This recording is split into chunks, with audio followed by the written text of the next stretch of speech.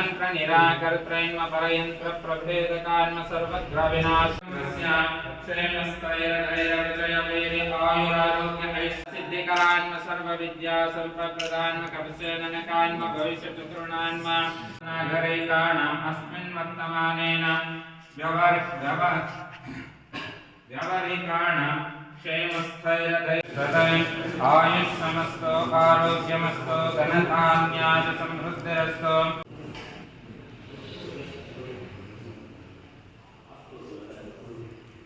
2025ಕ್ಕೆ ಈ ದೇಶದ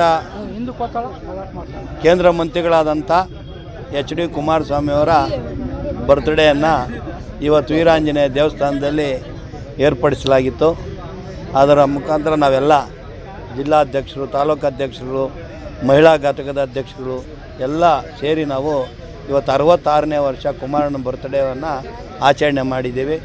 ಕುಮಾರಸ್ವಾಮಿಯವರ ಆರೋಗ್ಯ ಐಶ್ವರ್ಯ ಚೆನ್ನಾಗಿ ಕೊಡಲಿ ಅಂತ ಕುಮಾರಸ್ವಾಮಿಯವ್ರಿಗೆ ನಾವು ಆರೋಗ್ಯ ಸರಿ ಇಲ್ಲದಾಗ ಇದೇ ವೀರಾಂಜನೇಯ ದೇವಸ್ಥಾನದಲ್ಲಿ 101 ತೆಂಗಿನಕಾಯಿ ಹೊಡೆದು ಮುಖಾಂತರ ಅವರ ಆರೋಗ್ಯ ಚೆನ್ನಾಗಿ ಆಗಬೇಕು ಅಂತ ನಾವು ಬೇಡ್ಕೊಂಡಿದ್ದೀವಿ.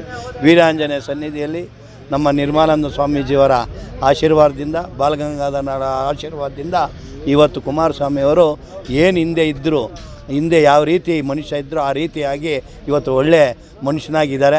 ನಿಜವಾಗ್ಲೂ ನಮ್ಗೆ ತುಂಬ ಸಂತೋಷ ಆಗ್ತಾಯಿದೆ. ಇವತ್ತು ಅದಕ್ಕೆ ಅವ್ರ ಹುಟ್ಟುಹಬ್ಬವನ್ನು ವಿಶೇಷವಾಗಿ ಆಚರಣೆ ಮಾಡಬೇಕು ಅಂತೇಳಿ ನಾವೆಲ್ಲ ಸೇರಿ ಇವತ್ತು ಅವ್ರ ಹುಟ್ಟುಹಬ್ಬವನ್ನು ಆಚರಣೆ ಮಾಡ್ತಾಯಿದ್ದೀವಿ. ನನ್ನ ಆಸೆ ಏನಂದರೆ ಹುಟ್ಟುಹಬ್ಬದ ಒಂದು ಆಸೆ ಏನಂದರೆ ಹುಟ್ಟುಹಬ್ಬದ ದಿವಸ ನಾನು ಕೇಳ್ಕೊಳೋದಿಷ್ಟೇ, 2028ರಲ್ಲಿ ಕರ್ನಾಟಕ ರಾಜ್ಯದಲ್ಲಿ ಅಲ್ಲೋಲ್ ಕಲ್ಲೋಲ್ ಆಗ್ತಾಯಿದ್ದಂಥ ಎಲ್ಲ ಮಾಧ್ಯಮದವರು ಎಲೆಕ್ಟ್ರಾನ್ ಮೀಡಿಯಾ ತಿಳಿಸ್ತಾ ಇರೋದ್ರಿಂದ NDA ಸರ್ಕಾರ ಬರೋದು ಸತ್ಯವಾಗಿದೆ.